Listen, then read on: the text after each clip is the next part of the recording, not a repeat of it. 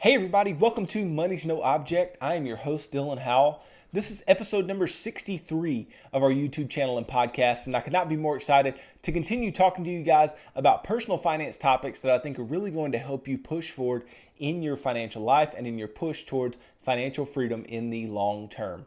Today, we're going to continue our talk about being extremely generous. That's what this week is all about, is generosity. And today we're going to take it into a space that is a little, similar to yesterday, but we're going to take a different viewpoint. Today is all about giving freely, but still giving responsibly.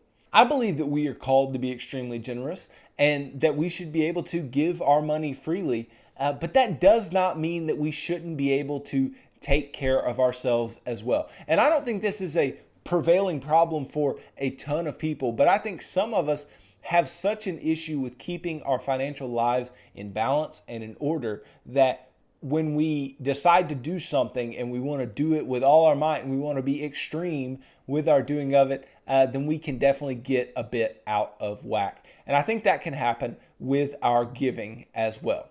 Before we get started though today, if you could, go down below, hit the big red subscribe button, like this video, hit the thumbs up. Leave me any feedback in the comments. I'd be glad to get back to you there. Also, follow me on social media at MNO with Dylan. That's a good follow. There's a lot of good stuff I put out day to day that I think could really be helpful to you. If you're listening to this on Apple or Spotify podcasts, then make sure that you subscribe there and leave me a review. And if you need help building a financial plan that would work for you, need somebody to coach you along in the process, that's exactly what I'm here for. And you can sign up for a financial coaching session on my website, www.mnowithdylan.com. And you can click on the Work with Dylan tab and pick the financial coaching session type that you think would be most beneficial to you. And then we can work together and push towards your long-term goals. So again, I want to start today with something that we did talk about yesterday, and I want to reiterate it. That way we're very clear on this particular part of giving and financial management in general. I want to talk about how we use money, okay? So how we use money is going to be a very important part of today's video because we want to talk about being responsible while we still give, okay? So we need to take into account the other ways that we use money as well. So the three ways that we use money: giving, saving, spending. We've talked about that time and time again. That's how we talk about financial balance. And if you put a priority on any one of those more than the other, you will get out of financial balance. And so that's kind of the focus of today's video. This is getting too heavy with your giving or getting too light with your giving, and each will get you out of financial balance. You can do all three regardless of your financial situation, and you should be doing all three regardless of where you are financially, just maybe in differing proportions. The longer you fail at any one of these, the worse your financial life will get, and the more you overdo any one of these. That's a big thing. If you overdo any of these particular sections, then your financial life will also get worse because, again, you are getting out of balance and your mindset around money is changing into an unhealthy mindset. Now, giving typically gets neglected the most because we are selfish when it comes to our money. We think we can't fit it into our household budget, or any myriad of other thoughts that we may have and excuses for why we can't give. But today is more about a responsible view of money by not overdoing it. So this is more for individuals who have, are giving and giving freely, yet, they may be doing it in an unhealthy way. And we want to address that as well. And then we justify our misuses of money. We look at our wants more than we look at our needs in a lot of situations. We look at helping ourselves more than we look at helping others in many situations. And we don't see the direct fruits of our money. And we may even believe that giving it all away may be the way it should be. And maybe that's what we're supposed to do. But that can impact your future heavily. And that's what we're going to talk about, that this idea of free giving and giving out of the joy of your heart and doing this all very freely and being able to do so in extreme amounts and being extremely generous can have negative effects on your personal financial situation. And so I do want to address that and how getting that unhealthy view of money can be a difficult thing to, one, get rid of, and two, it can get you off of your financial path if you're not careful. So let's talk real quick about giving both freely and willingly. Okay, so that's what we want to be doing. We want to be giving freely and willingly. Well, you first look at a Bible verse that talks about giving willingly. And it's in 1 Corinthians 9, verse 17. It says, "For if I do this willingly, I have a reward, but if against my will, I have been entrusted with a stewardship." And then Matthew chapter 10, verse 8 says, "Freely you have received, freely give." So we're talking about willingly and freely giving.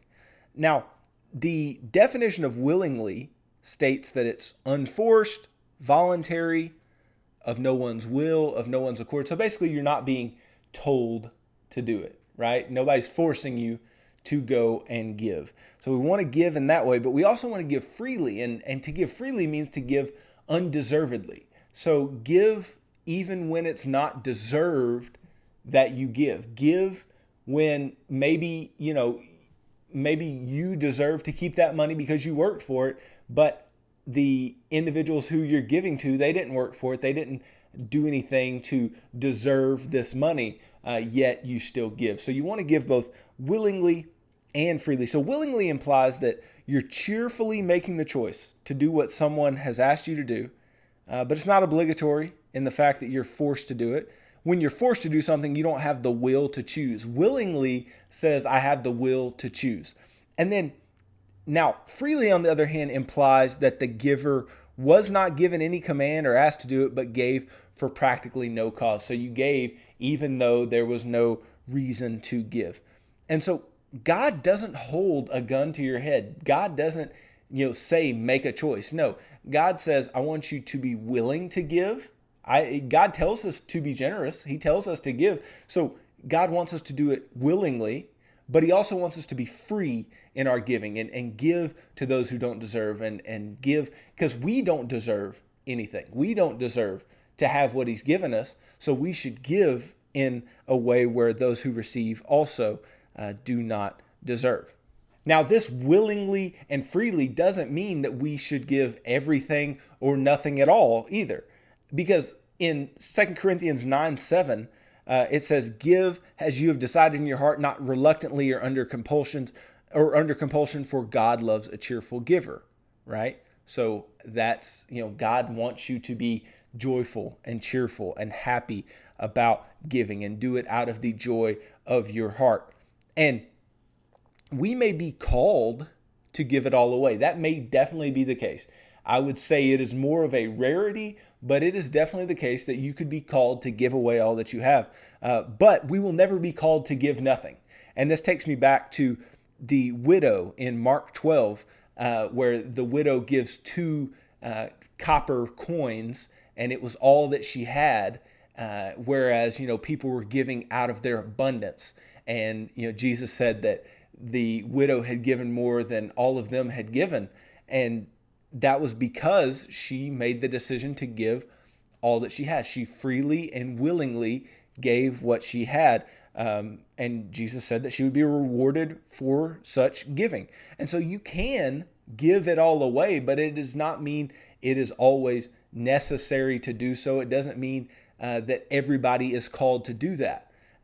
So willingly and freely does not mean all or nothing because maybe I'm not willing, so I'm not going to give anything. That's not what it's saying. But it's also not saying freely to the point where just give it all, give it all, give it all. Because we want to still be able to take care of our own household. Because at the end of the day, with our giving, we make our own decisions, and we should be the ones making the decisions because it is an outflow of our hearts. It's an outflow of how we feel about money, how we feel about our own lifestyle, how we feel about the things that we have. Because if we're willing to give, that means that we are more content in what we have, and we are willing to do something for others that they didn't deserve, even though we could be consuming all of our income however we chose to. So that's giving freely and willingly, but let's talk about responsible giving, because that's what I wanted to talk about today, is giving freely but responsibly, right? So if you're giving responsibly, you need to have a plan for that giving. So, some giving can be spontaneous. Some giving can be out of your discretionary giving, out of things that you've set aside where you'll just give to random people. But that shouldn't be the bulk of what you do. You should be planning. You should be putting aside money that you are systematically giving to certain organizations or people. And when you know what you're giving to, you can really put your energy and your passion behind that thing and really keep up with how your money is being used and really get a real drive for giving and generosity and making a difference in the lives of others.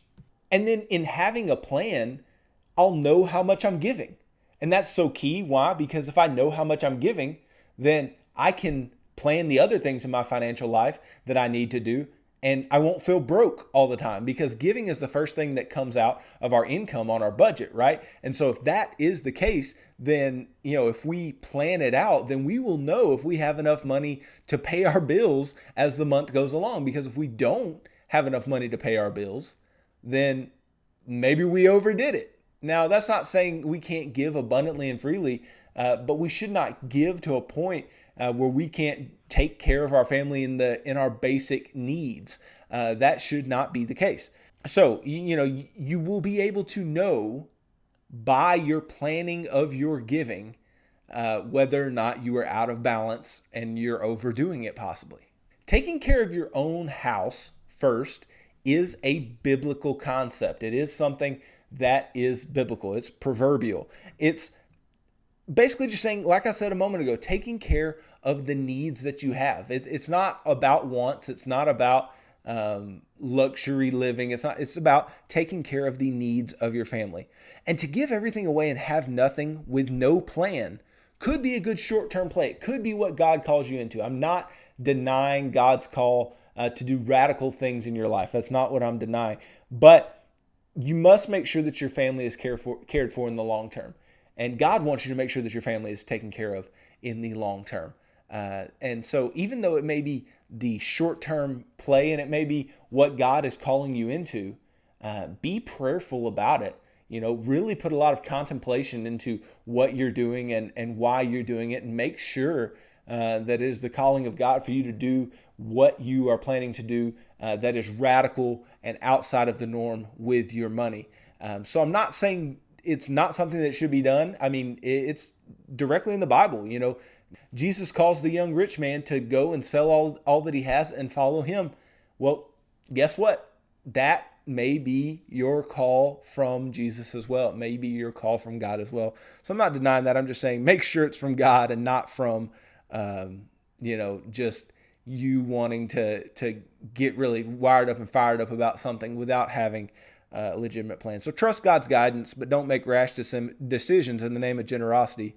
You will need money regardless of what you think. So thinking that you can give it all away and still work a good financial plan is not necessarily the case. So we do need money to survive. We need money to keep up with our basic needs. So just know that, and you may want to be extremely generous, but be extremely generous and have a plan. Understand what's going on and be prayerful about it. Understand what God's calling you to do and how He's calling you to give. And then giving responsibly also means maintaining that financial balance where we are always giving, always saving or investing, and always spending, keeping each leg of that stool on the floor, of that financial stool per se on the floor.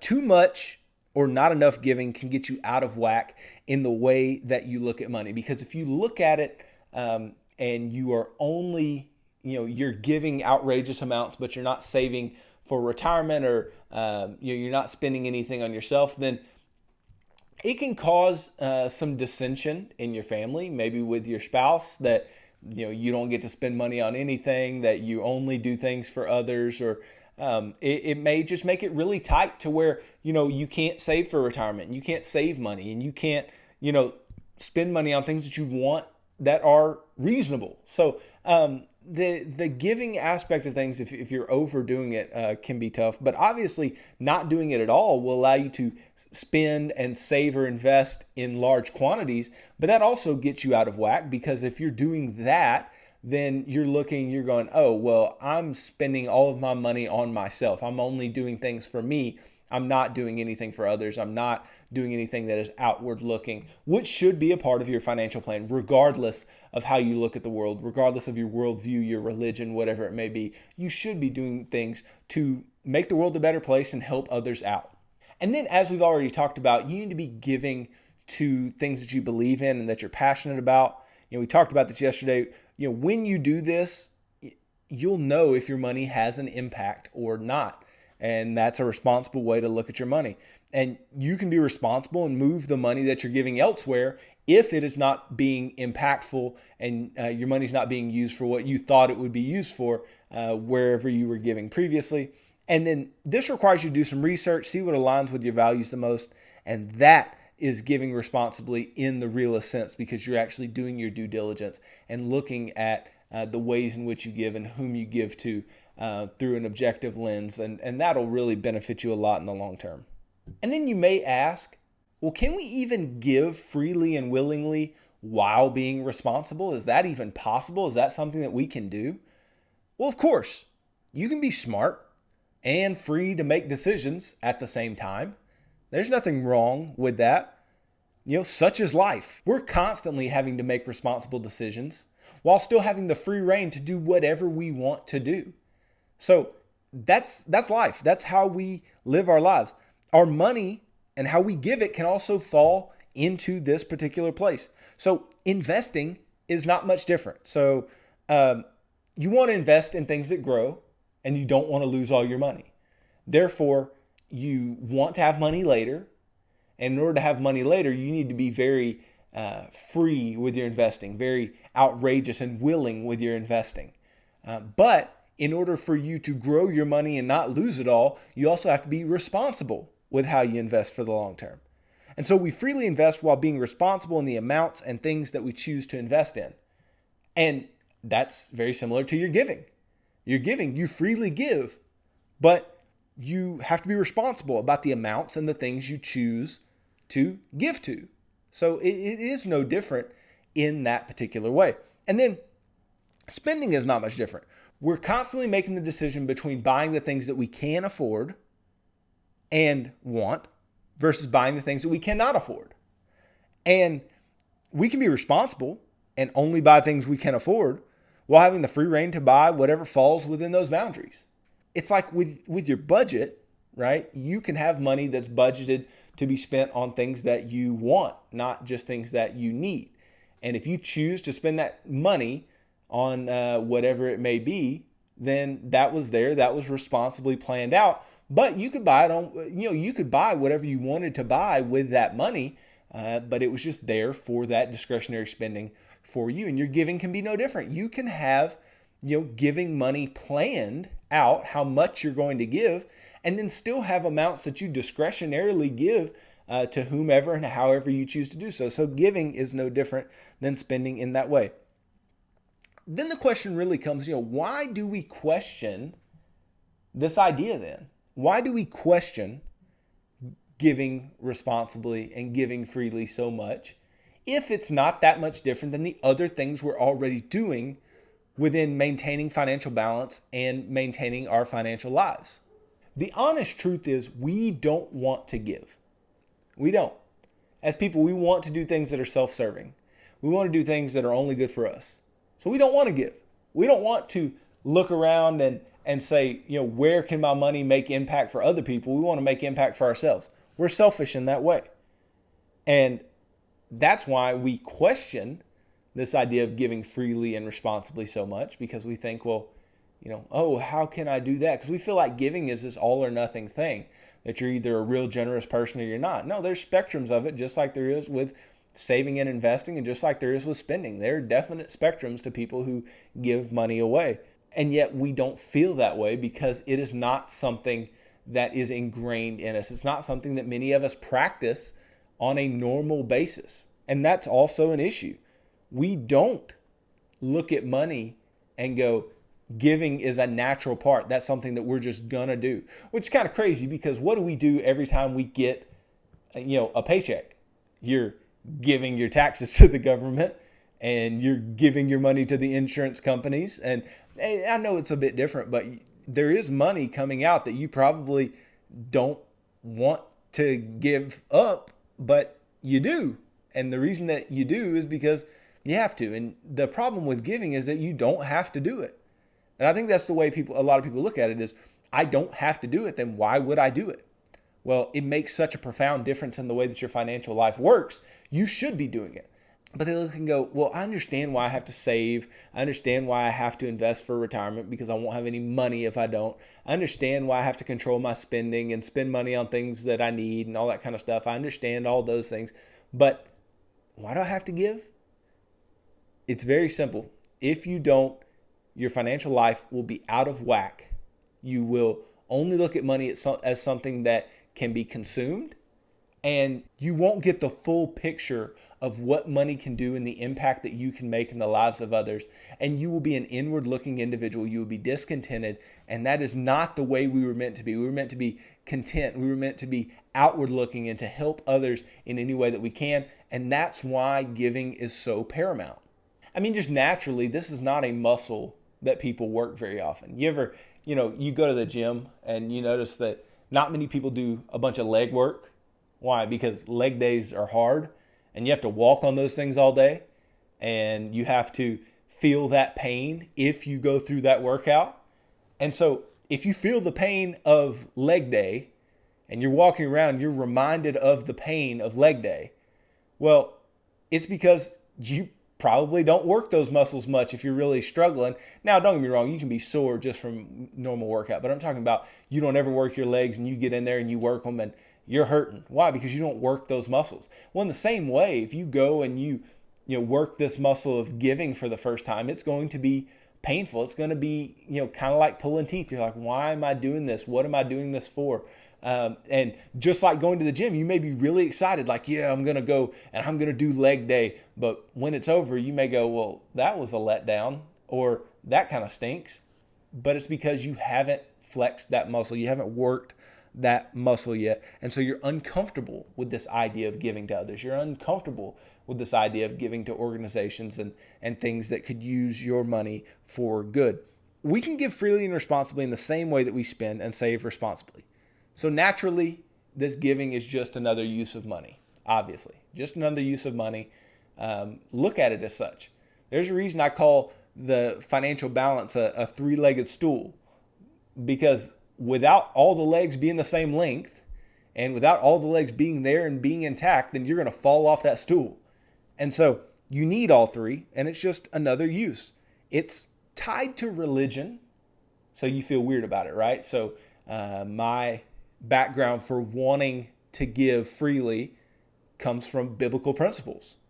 And I want to give freely because of these biblical principles and because God has given to me. And I feel like, if he can give to me, somebody who doesn't deserve it, then I can give to others who don't necessarily deserve it. And that would be my outpouring of, his love for others. And I would, pour that onto others as well. And so I feel like, since it's tied to religion, a lot of people feel weird about it and they go, well, I'm not going to give money away. Well, you don't have to give money to religious organizations. It's not what I'm getting at. I'm not pushing you to do that at all. What I'm pushing you to do is to work this muscle in your financial life. Now, don't get me wrong. I believe wholeheartedly in giving to causes that are in line, like we've talked about, with your beliefs and your values. But if you don't have any religious belief or religion, then that's fine. But you can still give to things that are in line with your value system and in line with things you're passionate about in the same way that individuals give to their religious organizations. So it gets weird for people in that way, but you don't have to look at it through that lens. It's been misconstrued as such, and I don't want it to be. It's important to your financial life whether or not you are a believer or not. It's important to your financial life regardless of how you view money and who you view money came from and things like that, right? It's going to be important for you regardless. So definitely take all of this into account. And when it comes down to it, we were made to give and we were made to help others. And the reason that I say this is when you give, you feel fulfilled. You feel like you've done something good. Especially when you see the fruits of what you've given, then you're like, okay, I've done something. I've made an impact. I've helped somebody else. And you feel good about it. It's a natural feeling. You feel good about the things you've done. And it's why balance in your financial life with spending and saving is so important, because if you aren't doing all three, if you don't have all three working for you, right, then you're going to fall over. There's going to be a big issue coming. The reason that it is the balancing act, though, is because it was something you were made to do. You weren't just put here on earth to, spend your money and invest it and leave it to your kids. Even though those are fine things, there's something missing. And that thing that's missing is helping others with your money, doing something more than just for you with your money, giving your money to things that you believe in, giving your money freely, and giving your money responsibly. And if you can do this, then the way that you look at money is going to change, and it's going to be even more fulfilling for you to receive that paycheck, and it's going to be even more joyful for you to go and do any of the three parts. That's what's really funny about when you start giving. You start to appreciate your investing more. You start to appreciate your spending more. And then obviously you will appreciate giving more as it comes. You are a more content person. You are a more satisfied person with what you've been given when you can look outward with what you've been given and say, I can make an impact on the lives of others. I've been given what I have, so I'm going to help others. So it just changes the way you look at everything. It is such a game changer, but we want to do it freely, but still responsibly. We don't want to get too out of whack with too much or too little within the bounds of what we are called to do. I'm all with you. Give. Do it prayerfully. Do it in a way that is responsible. Take care of your household and your family, and you shouldn't have any issues. And your life should have that sense of fulfillment from helping others and from doing what we've been called to do, and loving others and loving God. So this is just kind of the crux of this video. It's the idea of what I have going here, is because I want us to be free to give. I want us to be willing to give, but we have to have a plan. Just like everything else in our financial life, we need to have a plan, and this does not differ from that guideline.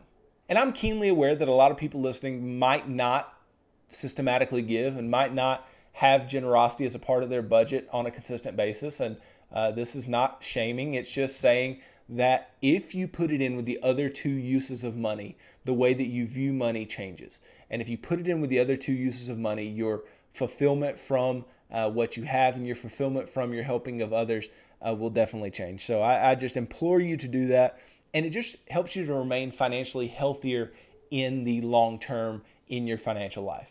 So don't forget to subscribe down below, like this video, hit the thumbs up button, leave me any feedback in the comments below if you haven't already. If you're listening to this on Apple or Spotify podcasts, make sure that you subscribe there and leave me a review. Follow me on social media at MNO with Dylan. I think you'll really enjoy that as some supplemental material to these videos. And then if you need help in your financial life, you need help creating a plan and working through it, I can definitely help you do that through my financial coaching sessions. Just sign up on my website, www.mnowithdylan.com. Click on the Work with Dylan tab and choose the financial coaching session that would work best for you. So tune in tomorrow as I again build on today's video and go towards financial balance and talk about how specifically giving maintains balance in the long term. Thanks for tuning in to this episode of Money's No Object. I'm your host, Dylan Howell. God bless.